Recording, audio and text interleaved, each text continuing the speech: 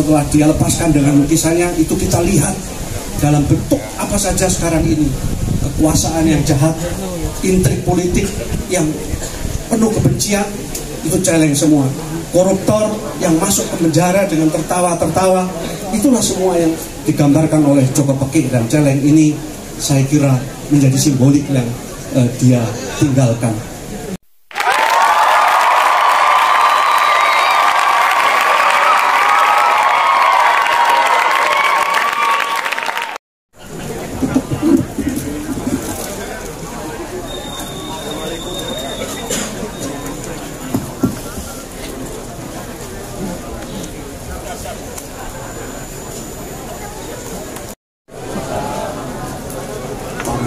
Takziah yang terhormat dan teman-teman seniman se-Yogyakarta yang seperjuangan,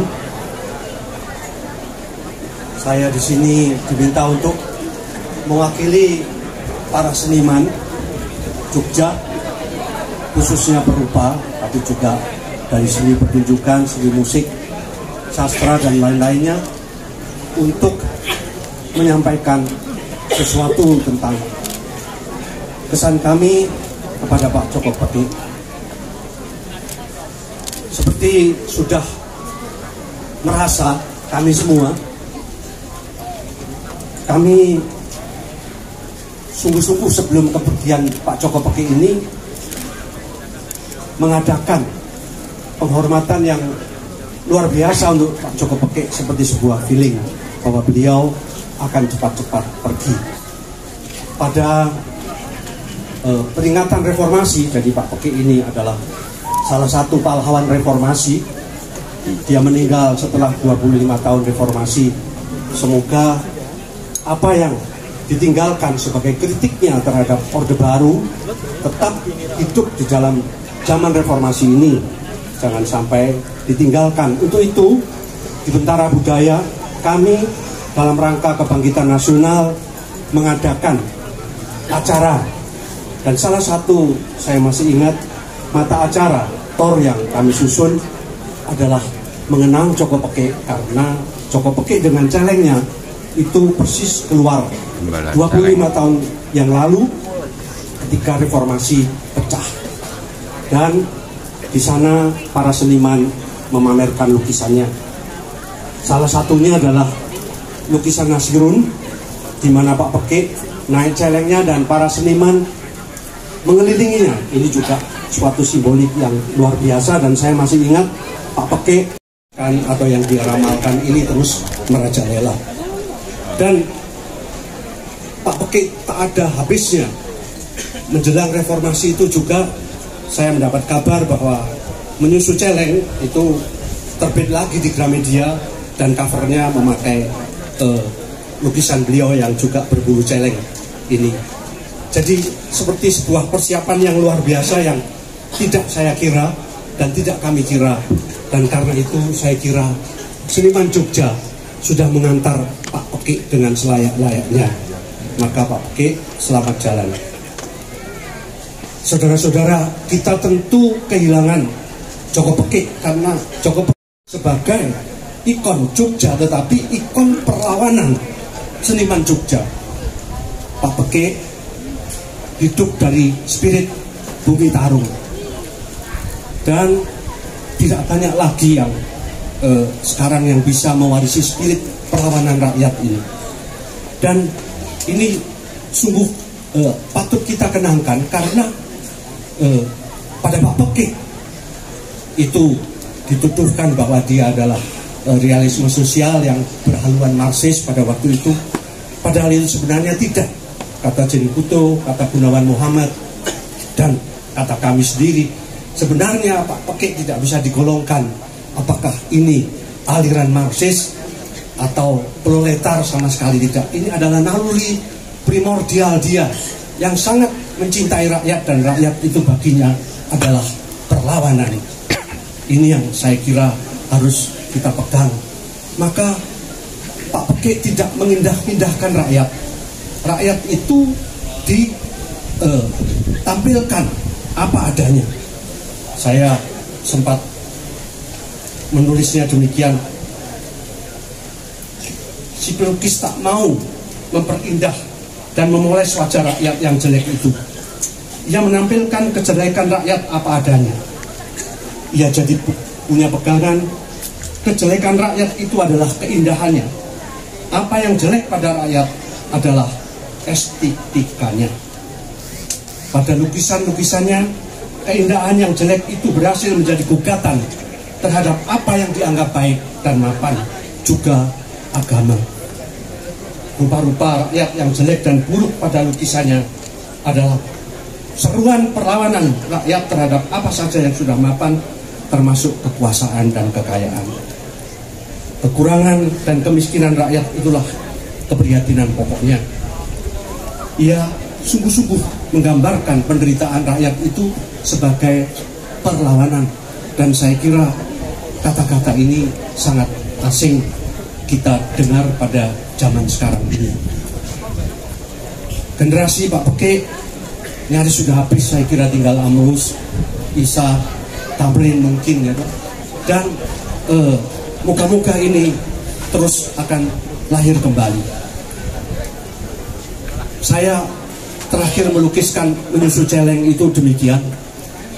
Pak Peke itu juga aneh, saya menulis sastra biasanya sekali jadi ya itu, tapi Pak Peke terus memperpanjang celengnya, dihidupkan lagi, diperanakan lagi gitu loh, dan tuman dalam hati tertentu.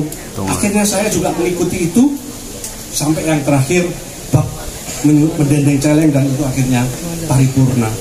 Dan Pak Peke saya lukiskan itu betul-betul menganggap celeng setelah dia lepaskan dengan lukisannya itu kita lihat dalam bentuk apa saja sekarang ini.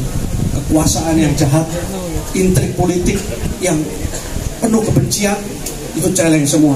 Koruptor yang masuk ke penjara dengan tertawa-tertawa, itulah semua yang digambarkan oleh Joko Peke, dan celeng ini saya kira menjadi simbolik yang dia tinggalkan. Karya Pak Joko Peke ini sudah dibahas di mana-mana oleh Nancy Florida, dan kemarin saya juga mendapat tulisan yang saya tulis ini dari Pak Simon Ray, ditulis di Asian Studies mengenai Pak Joko Peke. Sungguh menggema secara internasional seluruh spirit perlawanan rakyat ini. Saya ingin menutup apa yang digemari Pak Joko Peke. Dia selalu sebenarnya dengan takut-takut karena kelekraannya dulu yang sebenarnya tidak terbukti apa-apa sebagai suatu haluan politik, tetapi suatu perjuangan rakyat. Itu adalah puisi HR Bandaharu. Tak seorang pun berniat pulang walau mati menanti. Ini bagi teman-teman di Pulau Buru. Saya mendapat cerita waktu saya ke sana, pada waktu Orde Baru tidak, hampir takut menyanyikan ini karena melakukan puisi ini. Padahal ini dulu adalah semangat perjuangan anak-anak muda, Sanggar Bumi Tarung, Amrus dan sebagainya, termasuk Pak Joko Peke dengan amat menahan diri untuk mengatakan puisi Bandaharu ini. Tapi Pak Peke kadang-kadang terlepas itu.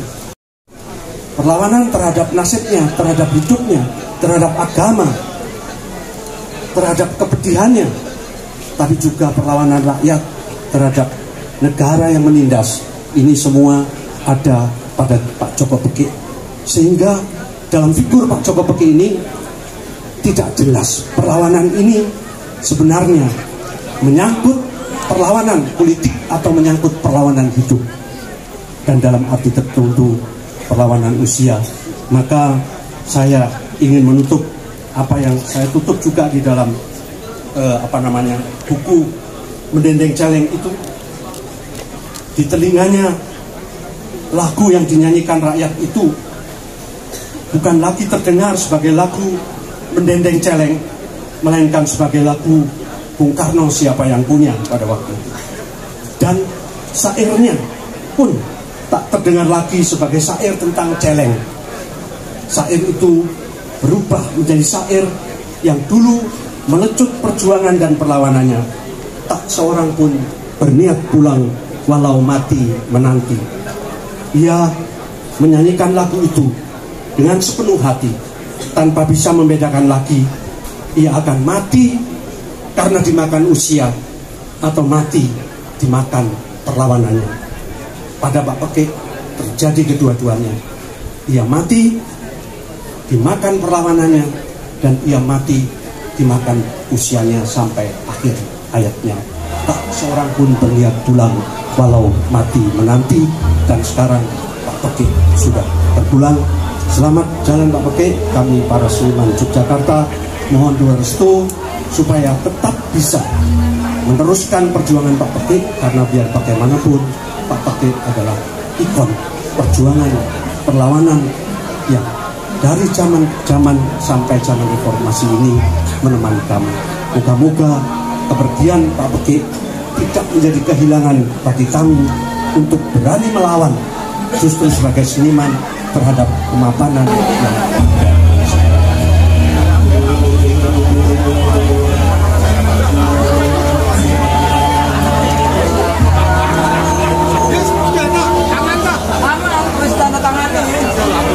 Apa?